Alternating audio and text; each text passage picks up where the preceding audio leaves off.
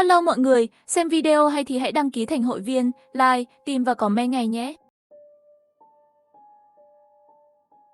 Chúng tôi đã ở đó mãi mãi. Thế giới bên trong hố đen. Mãi mãi hướng tới vô hạn. Rơi trong bóng tối vĩnh cửu. Không thể trốn thoát.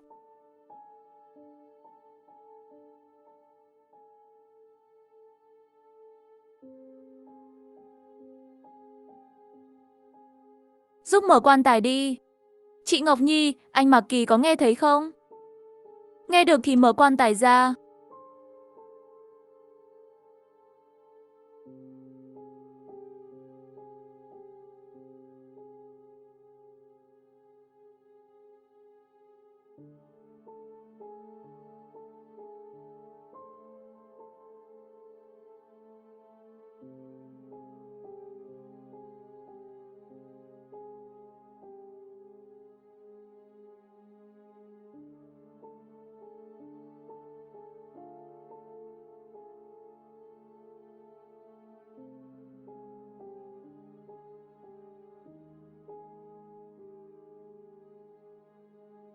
Xin chào, Đường Kiến Hồng. Cố Bạch Uyên. Bạn chính là Bạch Uyên. Sao thế? Lát nữa bạn sẽ biết. Đây là tầng 1 của thành phố ma 5 tầng. Có 15 đội ma trong thành phố ma. Bạn được chỉ định vào đội số 9 của chúng tôi. Tôi là đội trưởng của đội bóng ma số 9. Mọi người trong đội thường gọi tôi là đại ca. Hiện tại đã thông qua 32 kịch bản. Căn phòng này được gọi là khu. Những quan tài này được gọi là cửa ra vào. Đó là nơi diễn viên ra vào kịch bản. Ra ngoài thôi. Tôi sẽ giới thiệu lại cho bạn.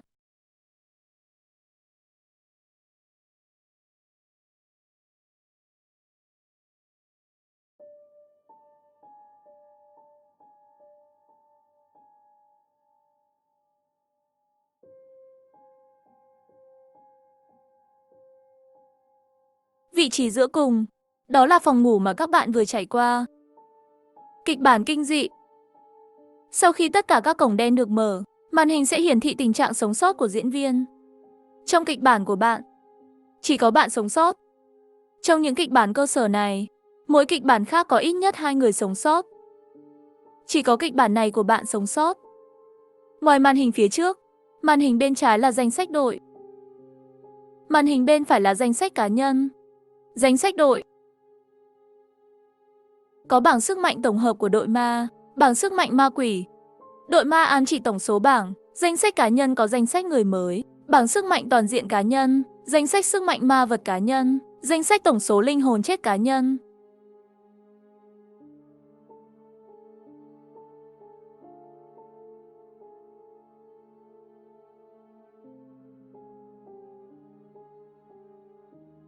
Tôi là số 1 trong danh sách người mới.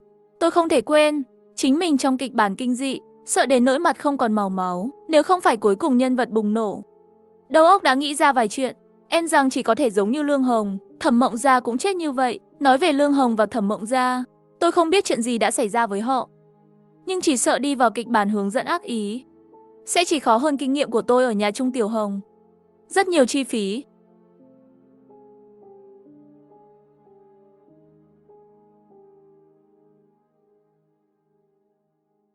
Lý Minh chết khi đang trải qua kịch bản thứ 36. Cho đến giờ, chưa thông qua 36 kịch bản, trở lại thế giới thực. Bạn không biết gã đó là một gã lập dị. Từ lâu đã có nguyện vọng chết trong kịch bản. Nhưng tôi tin, lời hứa máu trong đầu nhất định là thật. Phải là thật. Không nói cái này nữa, như bạn thấy đấy. Tầng 1 của thành phố ma là một nơi như vậy. Tầng 2 của thành phố ma là nơi diễn viên sống. Tầng 3 là nơi ăn uống. 4 tầng có rất nhiều có thể dùng loại giấy trộn này, những điều tuyệt vời để mua. Tầng 5 thành phố ma. Tôi khuyên bạn nên đi ít hơn. Tại sao? Bởi vì đó là nơi đánh bạc. Một số người đã giành được rất nhiều tiền ở đó. Cũng có người vì vậy mà mất tại chỗ. Mất hết mạng rồi. Thủ đoạn thậm chí cuối cùng chỉ có thể mượn giấy hỗn hợp chết để trả nợ. Cuối cùng chỉ có thể chết trong kịch bản. Càng nhiều kịch bản, càng nhiều thời gian ở giữa. Thời gian kể từ lần cuối cùng tôi thông qua kịch bản thứ 32. Đã 3 tuần rồi. Có một thang máy dịch chuyển màu xanh đậm. Nhiều không gian. Không giới hạn số lượng. Trong lòng muốn đi tầng nào thì có thể gửi đến. Đại ca. Ảnh đại diện của anh trai tôi được nhấn rồi. Mà kỳ anh ấy. Xin lỗi. Bạn và anh trai tôi là một kịch bản. Anh ấy chết như thế nào? Xin lỗi, tôi không ở bên anh ấy khi anh ấy chết. Quỷ sư tầng 4 có quá trình bán kịch bản. Giá giấy trộn chết cũng có thể chấp nhận được. Anh trai của bạn. Tôi không dám nhìn, nghe có người mua nói. Anh trai tôi, anh ấy chết thảm hại.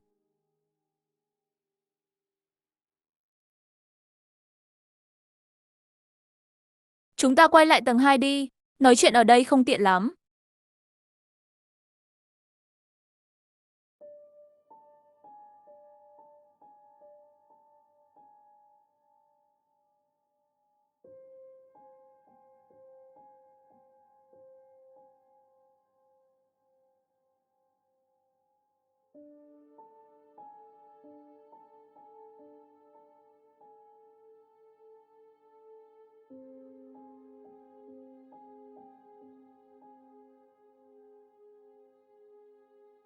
Đại ca, chị Ngọc Nhi và anh Mạc Kỳ có phải hai người họ đã?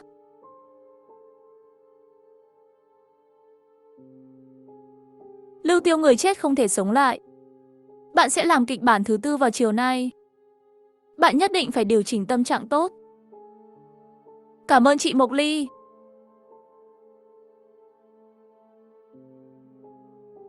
Xin chào, tôi là Mộc Ly.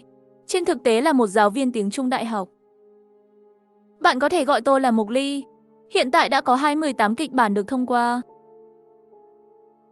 Xin chào, tôi là Cố Bạch Uyên. Một sinh viên đại học.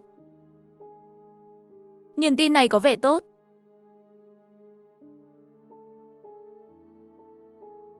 Vị này tên là Tôn Cửu Khanh, đã thông qua 31 kịch bản rồi. Không ngờ, anh trai tôi đã chết. Trong kịch bản cơ sở là kịch bản mới. Theo lý thuyết, độ khó thấp như vậy không nên.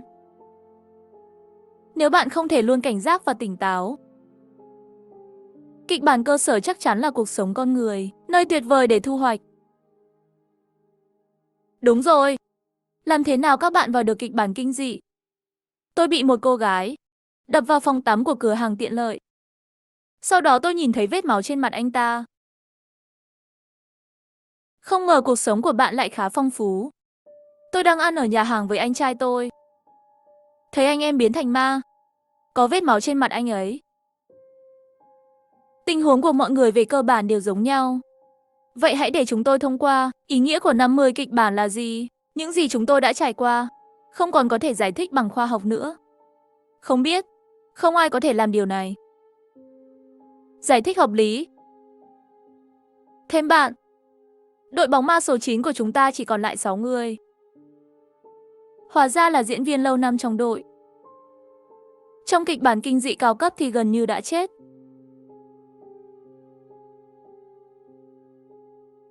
Đúng rồi, con phải nói với bạn về phân phối độ khó của kịch bản.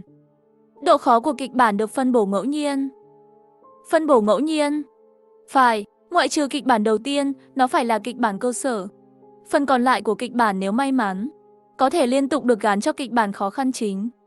Không may mắn, 5 cái liên tiếp đều là kịch bản độ khó cao cấp. Cũng không phải không có. Vãi, may mắn của tôi là bị người thân và bạn bè che giấu. Không hề phóng đại. Nếu trong một giáo viên không bao giờ gọi tên chuyển đến lớp học, cho dù tôi có một lần than phiền, lần đó nhất định sẽ điểm danh. Cũng chính vì điều kỳ diệu này, những người xung quanh tôi đều khuyên tôi không nên trốn học. Nhưng, tiếp tục chọn kịch bản cơ sở không phải là một điều tốt. Đã từng có 5 người liên tiếp là người viết kịch bản cơ sở. Lần thứ 6 là kịch bản nâng cao, vừa mới bắt đầu đã chết ở bên trong. Nhưng trong trường hợp này, cũng là nhà của kịch bản độ khó cao hơn lần thứ 2. Tốt hơn nhiều. Thằng khốn này, tôi đã thấy một người ở đây lâu như vậy. Vào thì chết. Ngoài ra còn có cái gọi là giá trị quỹ đạo, dựa trên sự kết hợp của bạn trong kịch bản. Phần thưởng được trao, giá trị quỹ đạo càng cao, xếp hạng của bạn càng cao, mỗi khi đạt đến cấp 10 sẽ nhận được phần thưởng ngẫu nhiên. Về mức độ của kịch bản, quên đi, đợi bạn sống sót qua kịch bản thứ hai. Tôi sẽ nói lại.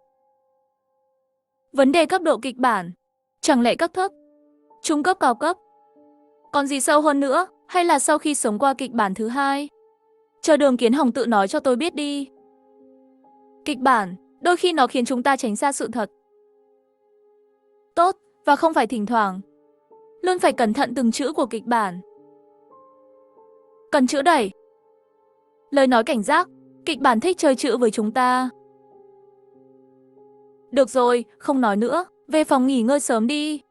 Mỗi phòng đều giống nhau. Trên đó có bảng tên. Sau cái chết của diễn viên, thẻ tên sẽ biến mất. Cho diễn viên mới đến. Nếu được, bạn có thể đến tầng 3 của thành phố ma để ăn tối, sẽ vào không gian chỉ có đội bóng ma số 9.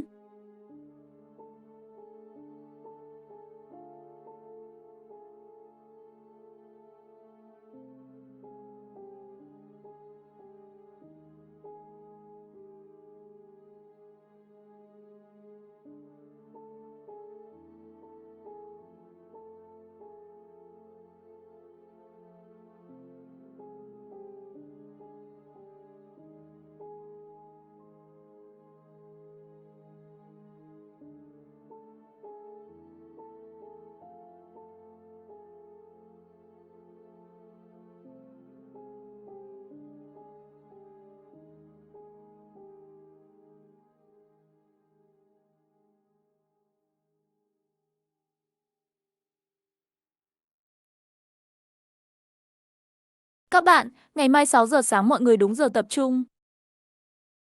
Chúng ta ngồi xe nhỏ đi băng Thành Lâm, trường mẫu giáo Ngọc Lâm của quận, làm tình nguyện viên một ngày. Mục đích của sự kiện này là đặt lòng tốt và tình yêu của chúng ta, chuyển cho các bạn nhỏ. Trách nhiệm xã hội. Tên Cố Bạch Uyên.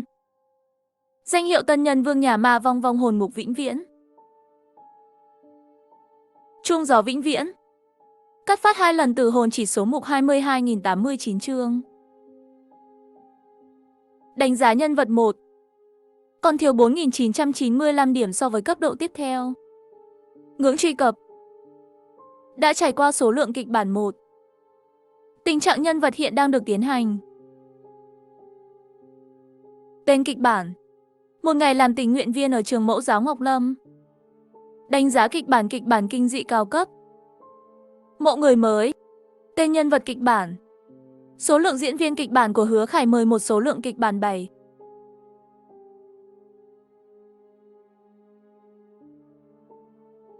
Vận may của tôi đã đến mức này rồi sao? Mới lần thứ 2 đã trúng kịch bản kinh dị độ khó cao. Số lượng diễn viên thực sự là 1 tỷ người. Số lượng cảnh trong kịch bản có rất nhiều hào quang. Đây có phải là quy mô của một kịch bản kinh dị khó khăn? Theo lời của Đường Kiến Hồng, kịch bản đầu tiên của người mới phải là kịch bản cơ sở. Vì vậy, trong kịch bản khó khăn này, tất cả các diễn viên đều là những người có kinh nghiệm diễn xuất. Cũng ít nhiều có một số quỷ vật. Nhưng tôi em rằng trải qua số lượng kịch bản ít nhất, chỉ mình tôi. Và điều kỳ lạ nhất là tiêu đề của kịch bản. Một ngày làm tình nguyện viên ở trường mẫu giáo Ngọc Lâm. Kịch bản chỉ có 1 ngày. Và vẫn phải hoàn thành trong 1 ngày, dựa trên kinh nghiệm của kịch bản trước.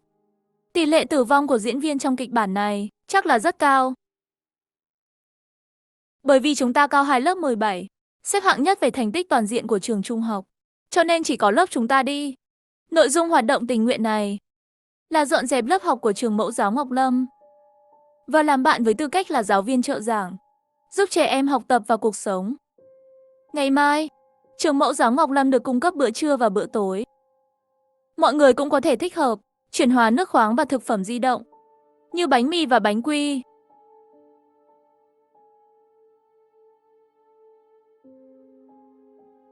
Hứa Khải. Sao tôi thấy tay bạn đang run? Vui mừng quá. Hơi kẹt ở trường quá lâu. Vừa lúc ra ngoài chơi một chút.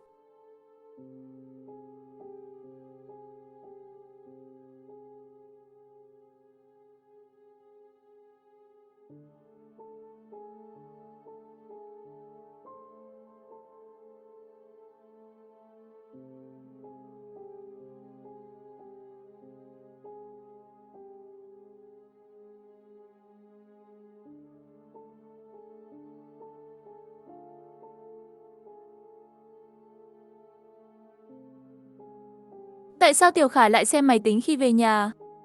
Lại đây ăn cơm đi. Không, mẹ. Trường chúng con muốn kiểm tra thông tin trên mạng. Đổi máy tính mới rồi. Mua ở đâu vậy? Đây là máy tính mới con mua trên mạng. Còn máy tính trước đây của con thì sao? Máy tính trước đây con bỏ vào thùng rác bên ngoài vứt đi rồi. Đến ăn cơm đi.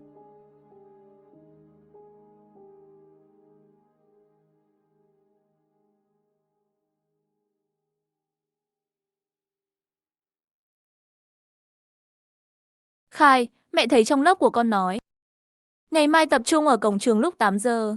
Đi nhà trẻ nào làm tình nguyện viên. Lát nữa mẹ sẽ trang trí đồ ăn uống trong cặp sách của con. Đã thấy nơi các con sẽ đến. Chắc chắn là không ngon. Trường học cũng nhàn rỗi.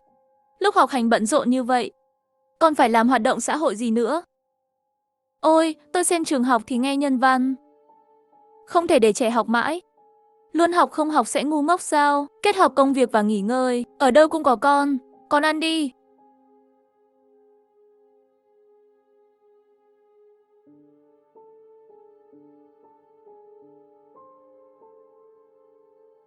Hứa Khải, bạn mang theo những gì? Một chút nước uống đồ ăn. Bạn chỉ mang theo ít như vậy thôi, ở đó phải mất 7 ngày. 7 ngày không phải là một ngày sao? 7 ngày gì? Không phải chỉ một ngày sao? Lúc Khả Khả, bạn lại không nghe lời cô giáo. Sớm biết không mang theo nhiều như vậy rồi. Chết là vừa. Nếu thực sự là 7 ngày thì tốt rồi. Bây giờ tình hình của Hào Quang ngày này tình yêu.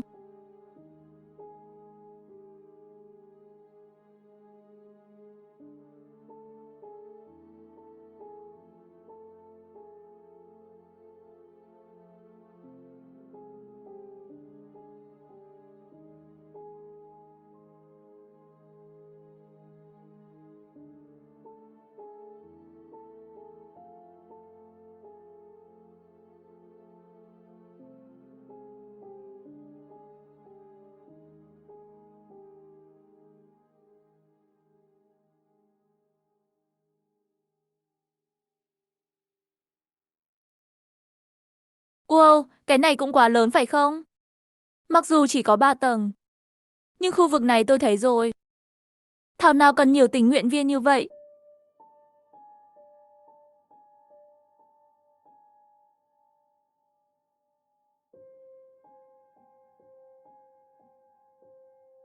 Hứa Khải, bạn không thấy ở đây hơi kỳ lạ sao?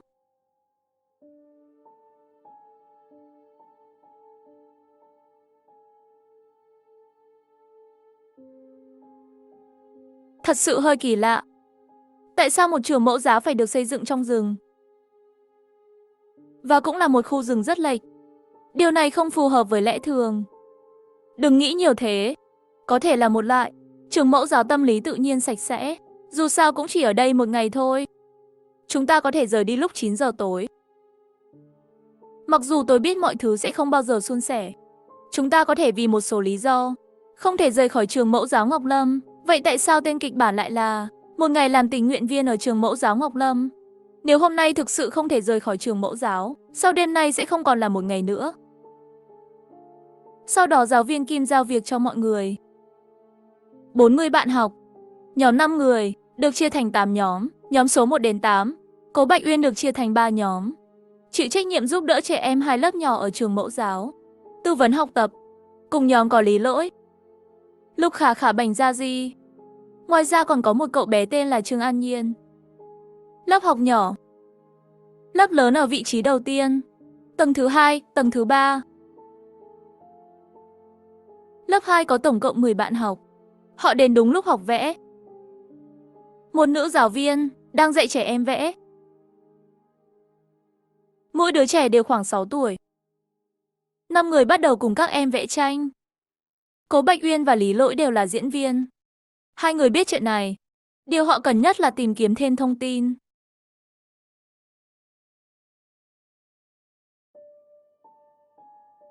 Bạn ơi, tôi đã đổi nhà rồi. Bạn có thể giúp tôi đổi nhà khác không? Tất nhiên.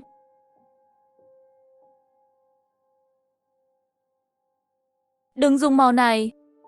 Dùng màu đỏ. Bạn nhỏ, tại sao bạn muốn đặt 2 ngôi nhà? Tất cả đều sơn màu đỏ. Tôi thấy ngôi nhà màu đỏ. Màu đỏ. Ha ha ha ha. Hả? Nhà màu đỏ là màu đỏ. Có nghĩa là nhiều người sẽ chết. Nhưng cô bé dường như không có nhiều mong muốn giao tiếp. Làm sao để bé gái nói nhiều hơn? Những gì bạn nhìn thấy là gì? Nói cho tôi biết. Tôi cũng sẽ nói với bạn. Đây là bí mật nhỏ giữa hai chúng ta. Bạn nói dối tôi là bạn chưa từng nhìn thấy ngôi nhà màu đỏ.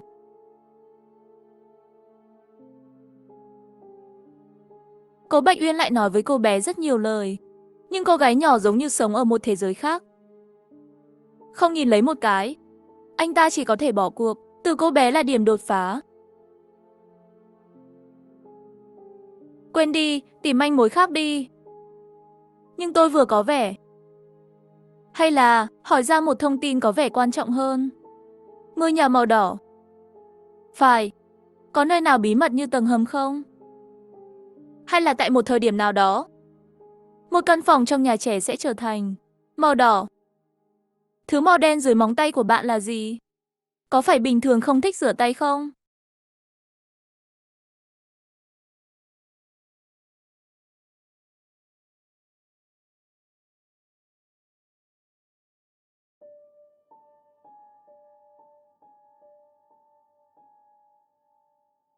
Lý Lỗi, bạn nhỏ vừa rồi nói gì với bạn?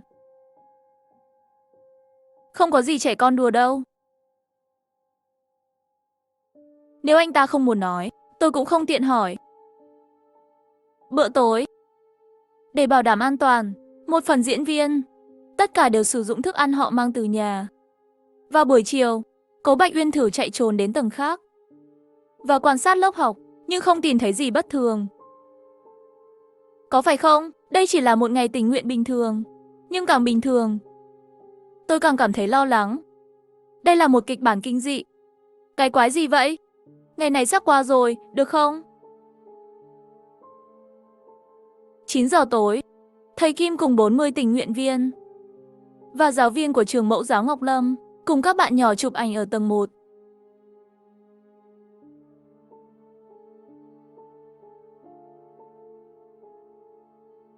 Được rồi, hiệu trưởng Lâm, chúng ta sẽ về ngay bây giờ. Thầy Kim, cho các bạn học lên xe đi.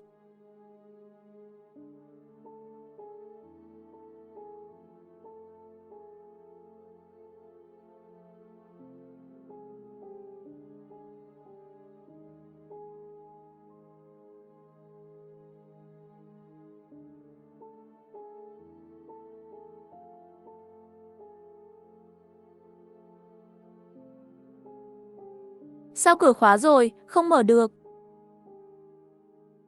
Điều gì sẽ xảy ra tiếp theo? Xe buýt không có? Hay là xe buýt trường học không chạy được? Hiệu trưởng Lâm. Hiệu trưởng Lâm đâu? Còn các giáo viên và trẻ em? Tại sao tất cả đều biến mất? Hiệu trưởng Lâm, các con mau ra ngoài đi. Đừng chơi trốn tìm với anh chị em nữa. Rõ ràng vừa rồi hiệu trưởng Lâm và các em, tất cả đều ở phía sau họ. Sao lặng lẽ biến mất?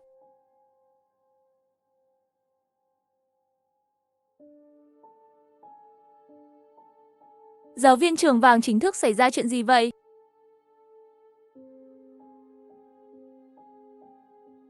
Yên lặng đi.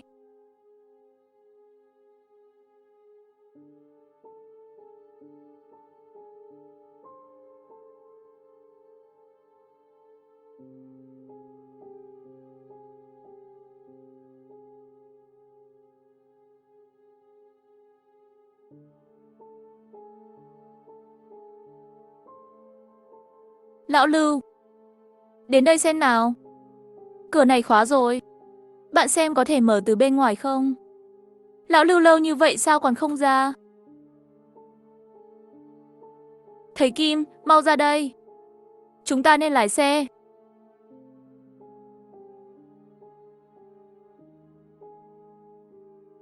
Thầy Kim, các bạn đã tính toán được rồi. Vậy thì đừng chậm trễ nữa. Lên xe đi.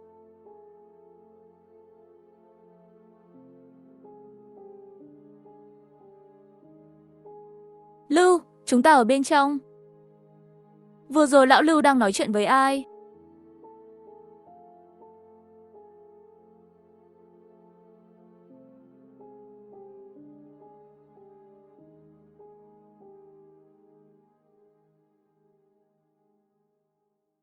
Các bạn đừng hoảng sợ.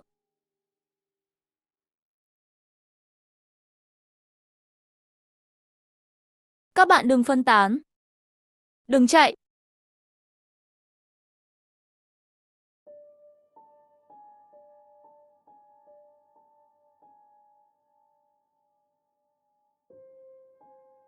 Tôi đang ở đâu?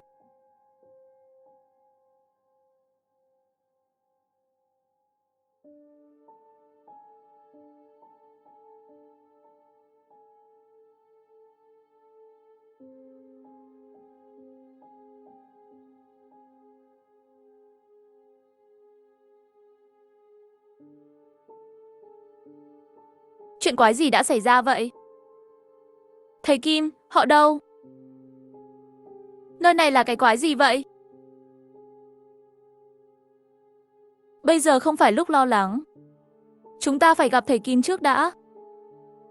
Nhưng chúng ta thực sự có thể sống để nhìn thấy. Thầy Kim, họ...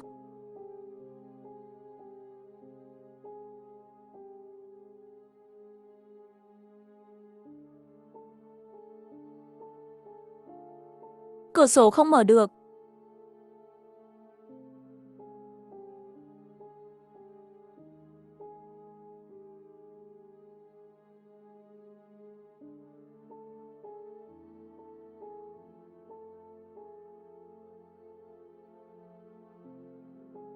Tôi chắc chắn, miễn là chúng ta ra khỏi trường mẫu giáo này ngay bây giờ, nếu tòa nhà không có điện, nó sẽ giết chúng ta, hoặc gió sẽ làm gãy xương mỏng manh của chúng ta.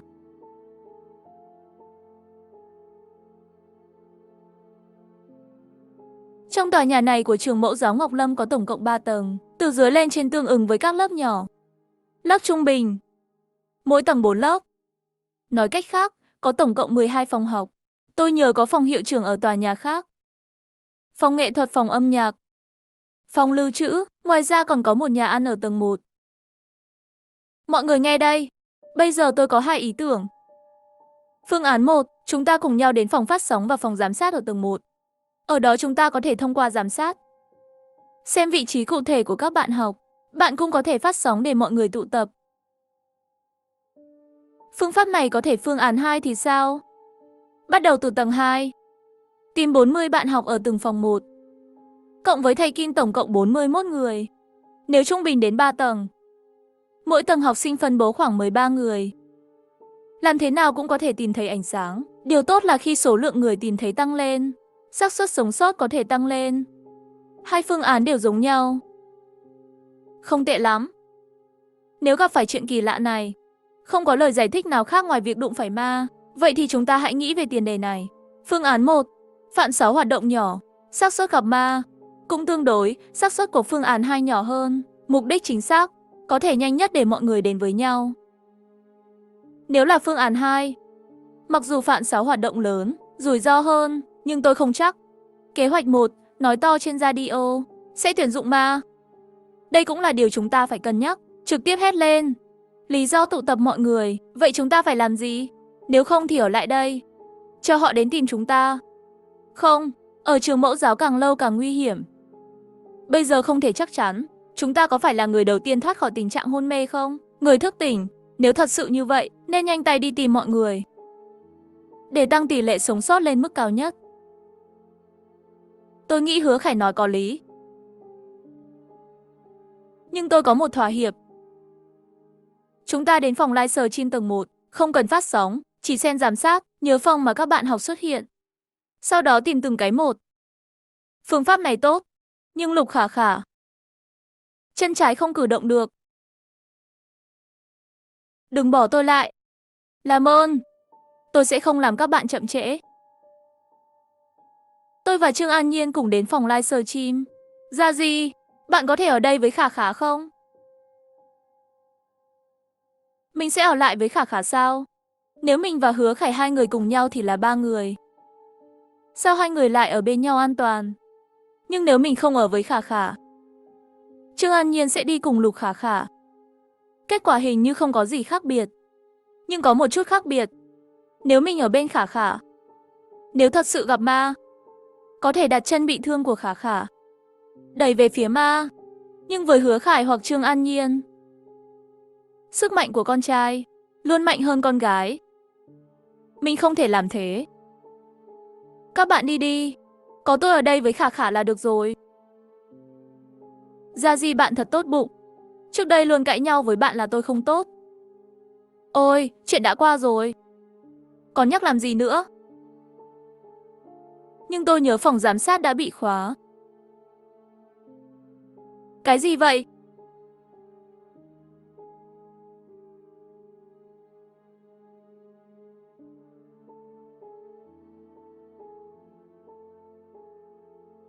Đây là chìa khóa phòng giám sát. Tôi vừa kiểm tra toàn bộ lớp học một lần. Một cái gì đó rõ ràng như vậy tôi không thể không nhìn thấy. Nó giống như cố ý dụ dỗ. Chúng ta sẽ đến phòng giám sát. Vừa rồi hình như không có cái này. Có thể là các bạn không nhìn thấy. Trong môi trường tối tăm này cũng không phải là không thể. Khả năng quan sát của tôi không phải là đỉnh cao, nhưng cũng không tệ.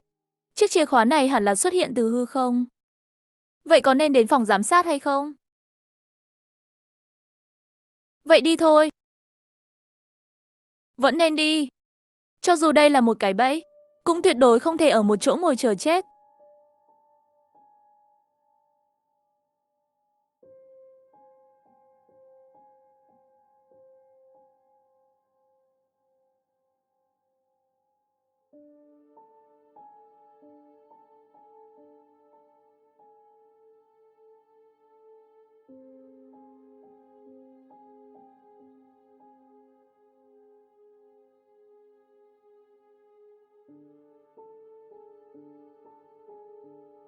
Hứa Khải, bạn có ngửi thấy mùi lạ không?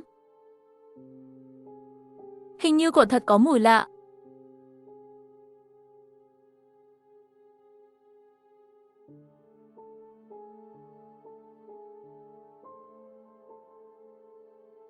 Thật kỳ lạ.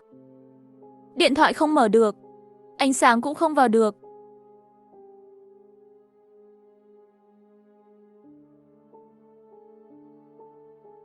Dường như có một loại từ trường nào đó ở đây, chặn hết ánh sáng.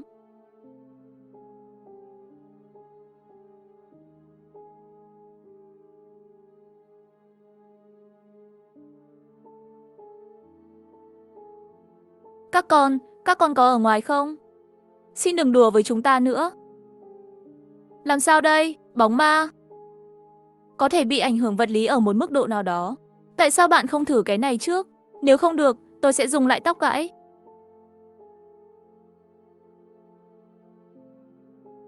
Có vẻ như những con ma sợ lửa.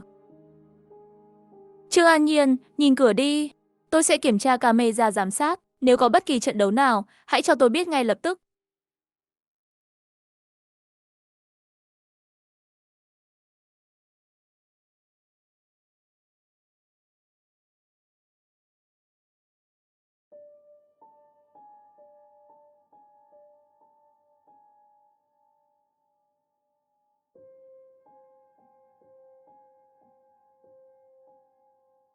Loại trừ phòng màu đen có tình huống bạn học.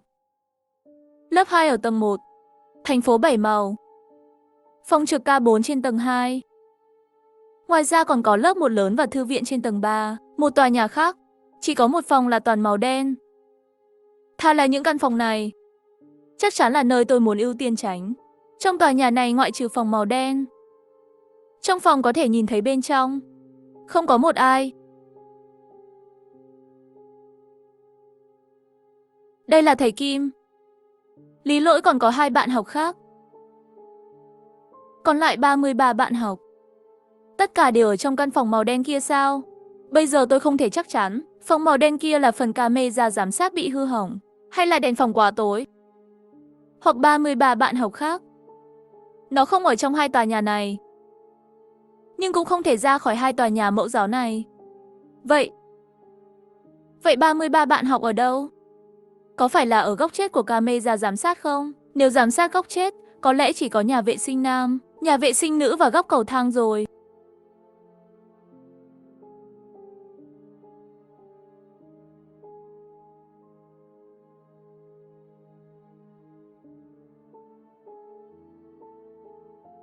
Làm tôi giật mình.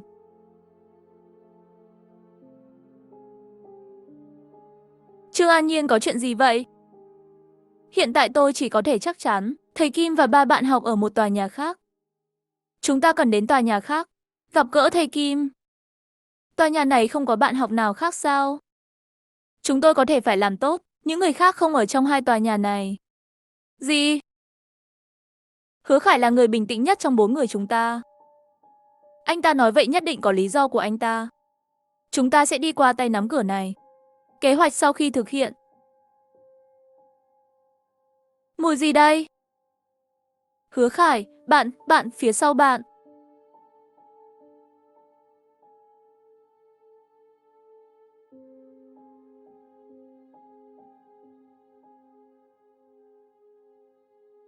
Hình như là một cái xác.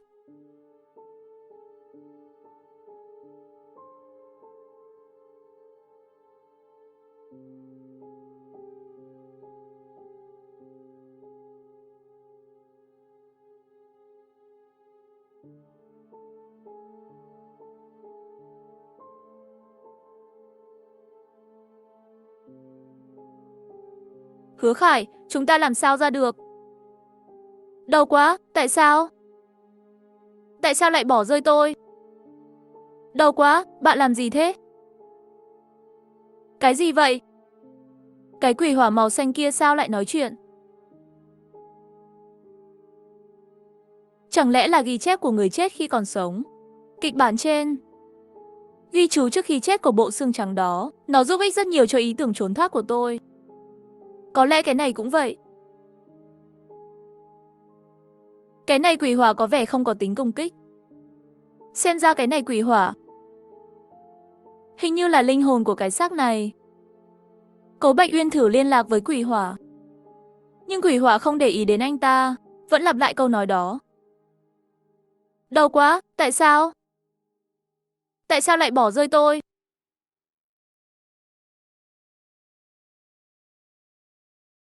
Tôi ngã ra khỏi khăn tắm, rơi từ tầng 3 xuống tầng 1. Toàn thân xương cốt đều bị gãy hết. Người sống có thể chống lại sự tấn công của ma. Vì vậy, anh ta đã mang cơ thể của tôi bên cạnh anh ta, bị những đứa trẻ đó giết chết. Tại sao lại bỏ rơi tôi? Nỗi đau thể xác chồng chất gấp ngàn lần. Tôi ngừng đau rồi. Chữ này dường như là viết trong tâm trạng rất cuồng loạn. Nếu anh ta chết trong kịch bản này. Vì vậy, theo ghi chú này, nỗi đau khi còn sống sẽ chồng chất lên nhau gấp đôi. Và nó là vô tận. Nhưng tôi cũng học được chìa khóa. Thông tin. Người sống có thể chống lại sự tấn công của ma. Đừng bao giờ để người khác nhìn thấy ghi chú này. Nếu bị người khác nhìn thấy, vậy thì tôi không chỉ phải đối mặt với những bóng ma khủng khiếp, còn phải đối mặt với sự đe dọa của những người xung quanh. Hứa Khải, bạn bị sao vậy? Không có gì. Tôi chỉ đang nghĩ, thi thể này có phải bị ma giết không?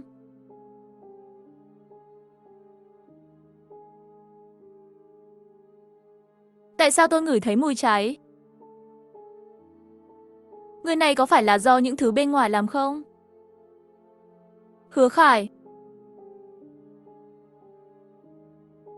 Đi thôi, chúng ta đến đó xem sao.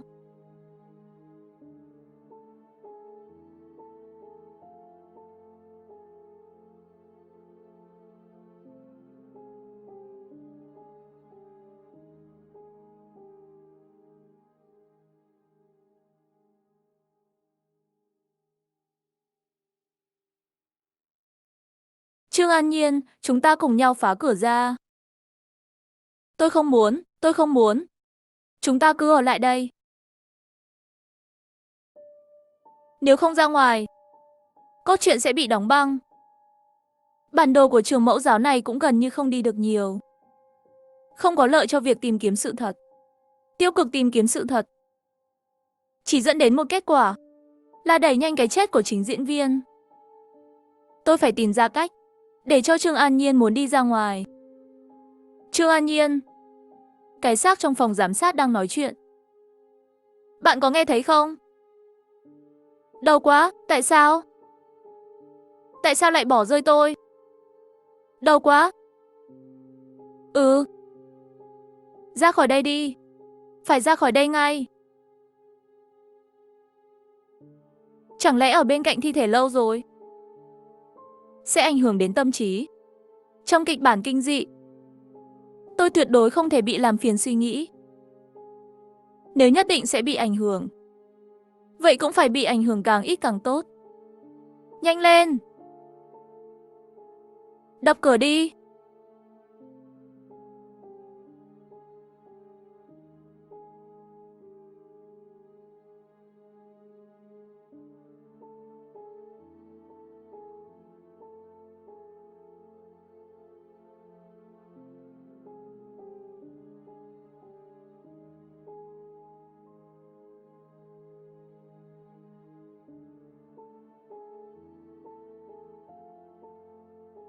Mức độ vững chắc này, nếu đổi Trương An Nhiên thành chuyên gia, không thể đụng được.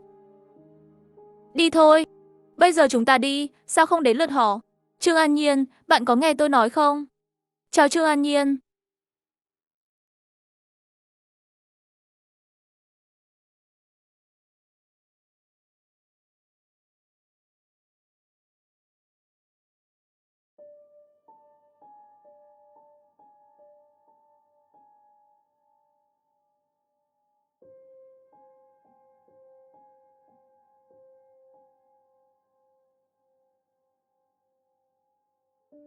Nhưng đứa trẻ này là tất cả những đứa trẻ ở trường mẫu giáo này. Nói cách khác, đứa trẻ chúng tôi gặp sáng nay, giáo viên và hiệu trưởng, tất cả đã chết. Chạy đi! Khải, đừng bỏ tôi lại.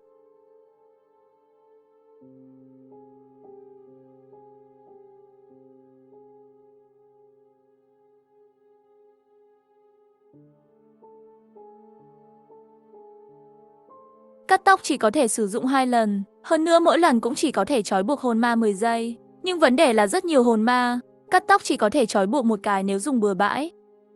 Hiệu quả và không sử dụng không có gì khác biệt, ngược lại lại lãng phí một cái. Chuông gió nhà ma cũng được. Mỗi kịch bản chỉ có thể sử dụng một lần, tôi không thể ở sau lưng con ma. Dùng khi gần như vậy, đến lúc đó căn bản không chạy được.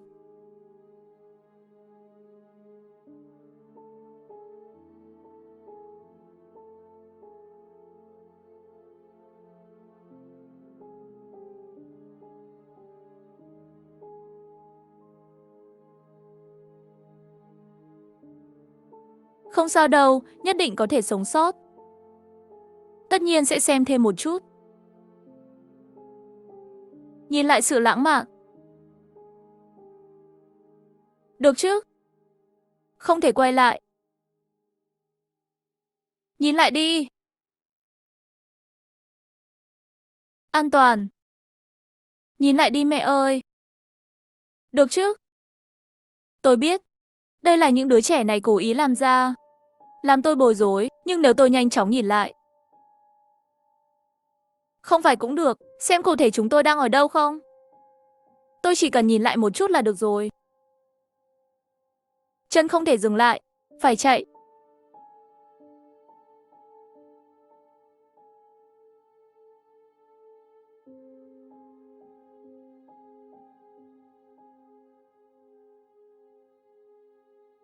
Làm ơn cứu tôi không muốn chết.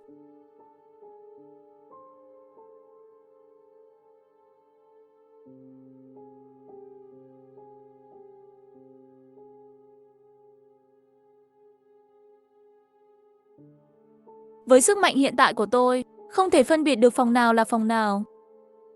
Nếu không cẩn thận, chạy đến căn phòng màu đen kia thì sao? Ngoài ra, họ không có ý định để tôi đi. Tôi có thể đi xuống cầu thang bên kia.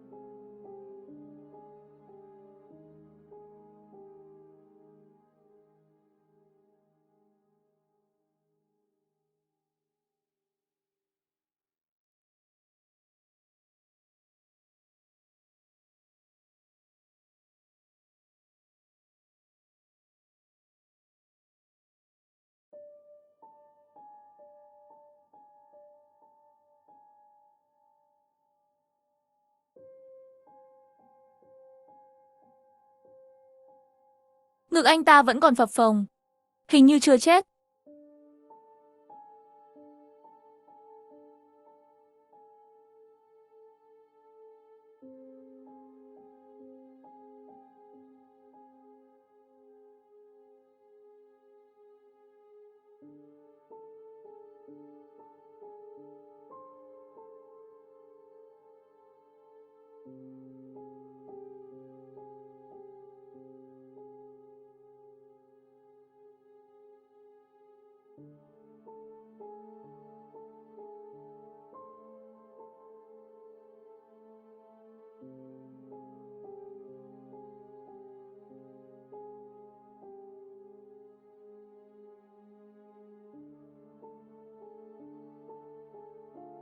Họ theo tôi như thế này, đơn giản là không thể kiên trì đến khi cửa nhà tôi đóng lại. Cũng không rõ, sau khi vào phòng giám sát, bạn có thể ra khỏi đây không? Nhưng vào phòng giám sát là lựa chọn duy nhất của tôi lúc này.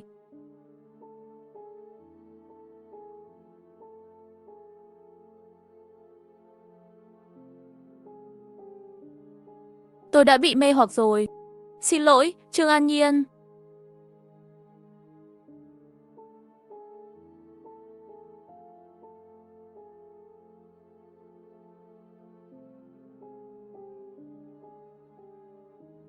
Đau quá. Tại sao lại bỏ rơi tôi? Có đau không?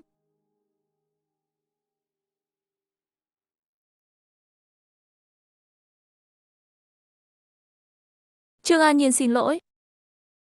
Nếu không làm, tôi cũng sẽ chết. Lúc đó bạn đã thành như vậy rồi. Không thể hành động. Ngay cả khi tôi không kéo bạn đi, cũng là kết cục bạn phải chết. Không thể trách tôi.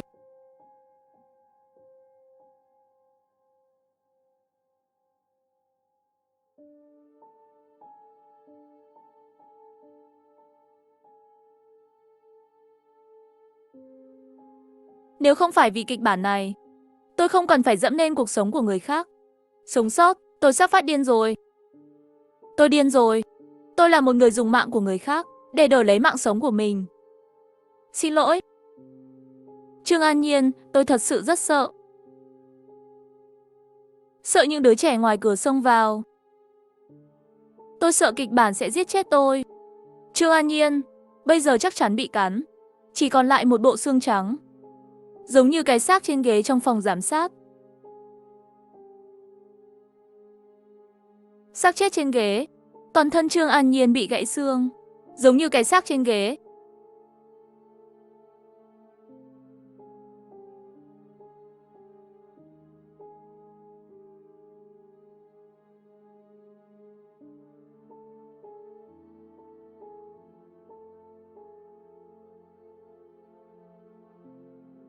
Thi thể đã biến mất. Cái xác đó báo trước cái chết của Trương An Nhiên.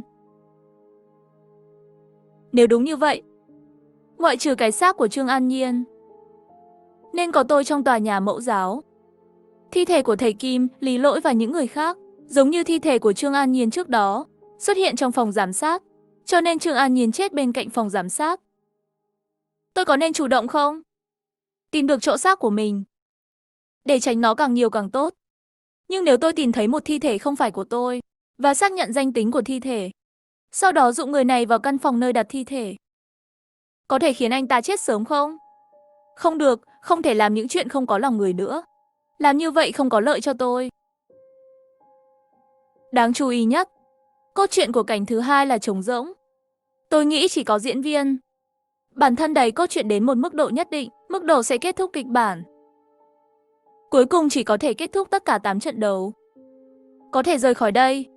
Nếu tôi đoán đúng, trong 8 cảnh của kịch bản, hầu hết đều là tập hợp, cốt truyện rất hiếm. Thậm chí trống rỗng, mức độ tự do của kịch bản độ khó rất lớn. Nhưng tất cả logic cũng cần phải tự tìm hiểu. So với kịch bản gốc, kịch bản kinh dị cơ sở, cần phân biệt cốt truyện do vòng tròn đưa ra. Có phải là hướng dẫn độc hại của kịch bản không? Và kịch bản kinh dị cao cấp hầu như không có cốt truyện, mà là muốn chúng ta chủ động, khám phá logic của kịch bản, theo các tình huống bất ngờ khác nhau, để quyết định kế hoạch và hành động tiếp theo của chúng tôi.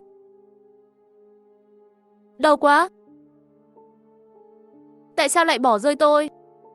Có đau không? Đau quá! Tại sao lại bỏ rơi tôi? Có đau không? Tại sao lại bỏ rơi tôi? Có đau không?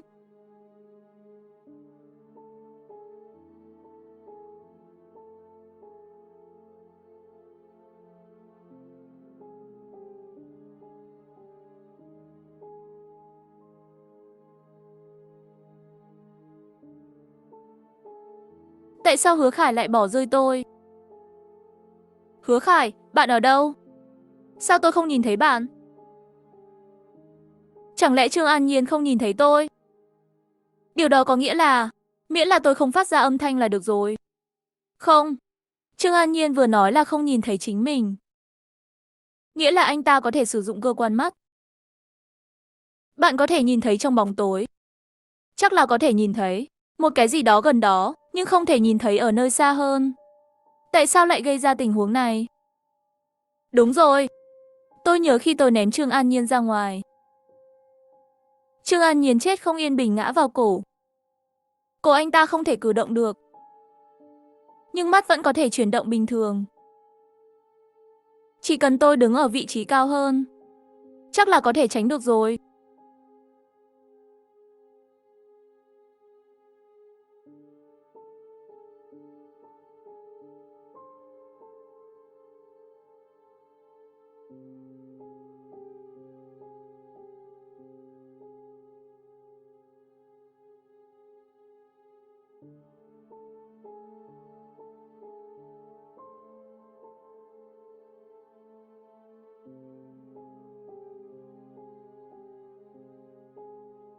Có phải không? Ký ức của tôi về tư thế vặn cổ của Trương An Nhiên có sai lệch.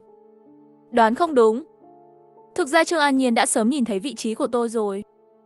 Hay là hơi thở của tôi quá to, hấp dẫn anh ta? Mở cửa hàng ma. Nhà ma rẻ nhất cũng cần nhiều giấy linh hồn chết như vậy. Làm mới trang với 20 tờ giấy chết. Không phải chứ, làm mới trang nhà ma, giá trung bình sẽ tăng lên. Làm mới lại tôi thực sự không mua được nữa. Thế thôi. Giấc mơ là khuyên tai và miễn trừ ma quỷ ảo giác 3 chữ. Cách sử dụng: đặt nó trên dải tai. Có thể khởi động một lần. Số lượng linh hồn chết cần thiết 39.999 tờ. Thêm vào đó, viêm khó khăn ở tuổi trung niên, trầm cảm. Kịch bản kinh dị có sẵn. Có vẻ như ngoại trừ trong kịch bản mới. Lúc đầu là vì bạn, cái chỉ đi đến mắt người chết với 100 tờ giấy sống. Lợi ích người mới, khi diễn viên già đi, giá nhà ma tăng như máy bay trực thăng. Đúng rồi, vừa rồi, tôi và bọn trẻ đuổi theo những chiến binh. Hình như tôi còn nghe thấy giọng của một người phụ nữ đang gọi Trương An Nhiên, đưa anh ta quay lại. Có vẻ như con ma trong kịch bản này có kỹ năng. Bạn có thể làm tôi bối rối không? Nếu như Trương An Nhiên không có khả năng mê hoặc người thì tốt nhất. Vậy tôi sẽ dùng tóc gãy để trói buộc Trương An Nhiên. Sau đó khi thoát khỏi camera giám sát, dù sao hành động của Trương An Nhiên cũng có thể rất yếu, và đồng xu của bọn trẻ Đó không phải là một kế hoạch thông minh, rất có thể những đứa trẻ đó không còn ở bên ngoài nữa. Và có 11 diễn viên trong kịch bản. Số lượng những đứa trẻ đó là bao nhiêu? Gần như là tổng của tất cả trẻ em ở trường mẫu giáo. Cũng không thể chỉ vì bắt tôi làm diễn viên, hoặc để làm kẻ tất cả các diễn viên. Có phải số lượng trẻ em trong trường mẫu giáo không? Gấp 11 lần hiện nay. Vậy độ khó này quá phần cứng rồi. Chẳng lẽ vận may của tôi kém như vậy sao? Lần thứ 2 chọn độ khó cao, khó khăn trong kịch bản.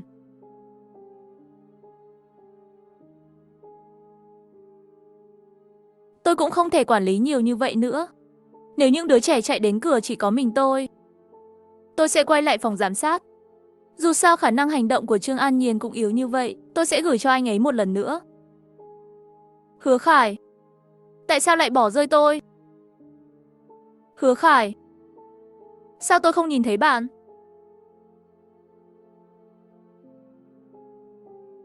Tôi thấy bạn rồi. Hứa Khải, tại sao lại bỏ rơi tôi? Hứa Khải, sao tôi không nhìn thấy bạn?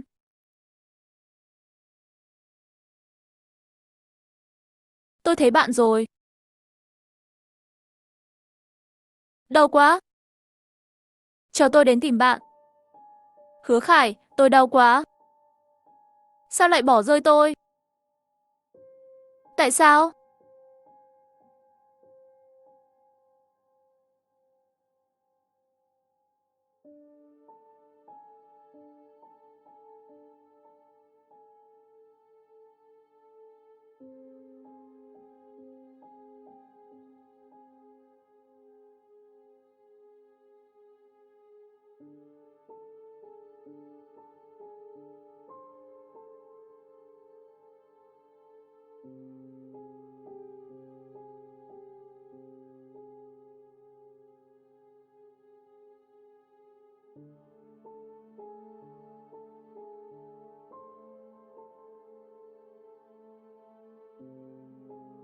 Tại sao bạn?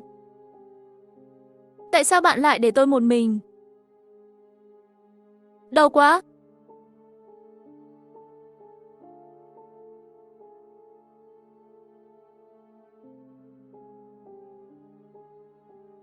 Bọn trẻ mất tích rồi. Đi xem diễn viên khác phải không? Phải không? Nhưng tại sao tôi lại có một cảm giác kỳ lạ? Nhưng đứa trẻ đó đã không đi. Chắc là trốn trong bóng tối nhìn chằm chằm vào tôi.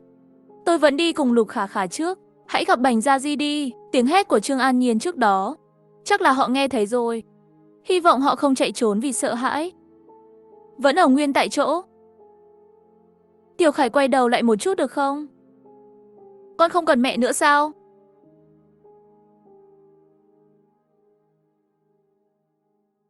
Cái gì ở phía sau tôi? Thế đạo này là đám trẻ kia sao? Không, là Trương An Nhiên. Không thể quay lại. Đây là sự mơ hồ. Tôi cần nhìn chằm chằm như một giấc mơ.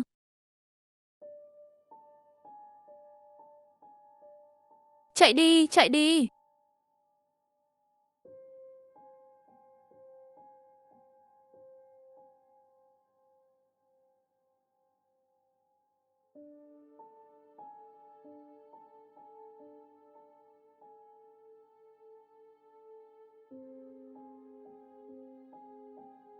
Tôi đã sống sót.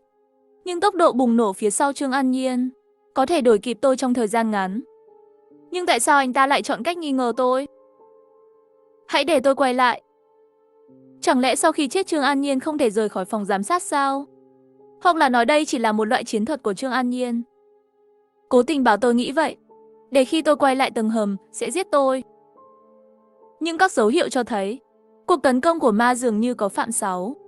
Không thể trì hoãn thời gian nữa. Phải ra khỏi đây.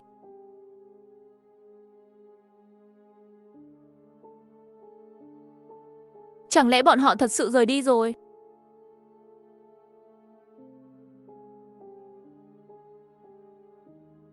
Nếu bên trong là ma, cắt tóc có thể cho tôi một chút thời gian đẹp. Mặc dù thời gian ràng buộc của việc cắt tóc rất không ổn định, nhưng chỉ cần có thể cho tôi một chút thời gian, tôi cũng có thể thử trốn thoát.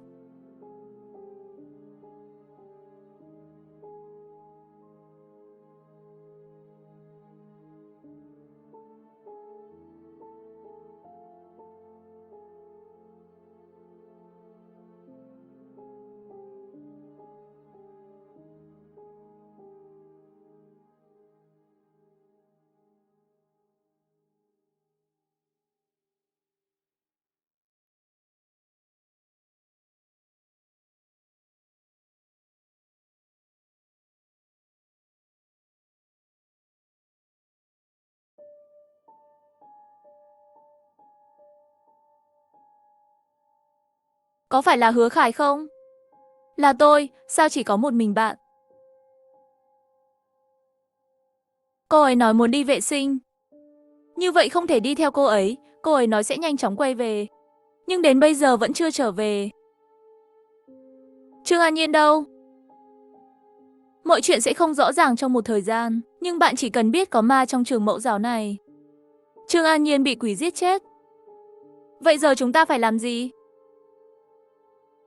Có lẽ Gia Di đã chết rồi. Hứa Khải, đừng bỏ rơi tôi, được không? Tôi có thể cho bạn bất cứ thứ gì bạn muốn. Miễn là bạn không bỏ rơi tôi. Cứu. Có ai ở đó không? Muốn cứu họ không? Không, tại sao tôi phải cứu họ? Tôi thậm chí không thể sống sót. Nhưng là nam diễn viên Trình Lý Lỗi.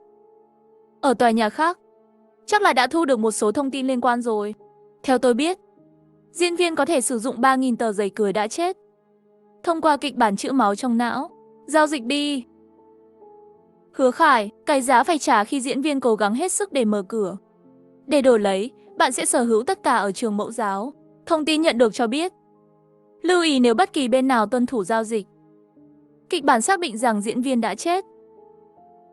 Có giao dịch hay không là giao dịch xác định. Hứa Khải này lại lợi dụng. Hơn nữa lại là dùng toàn lực mở cửa ra giao dịch. Như vậy, cho dù Hứa Khải không mở cửa, cũng không phải là không tuân thủ giao dịch. Hứa Khải này thật là có tâm nhãn.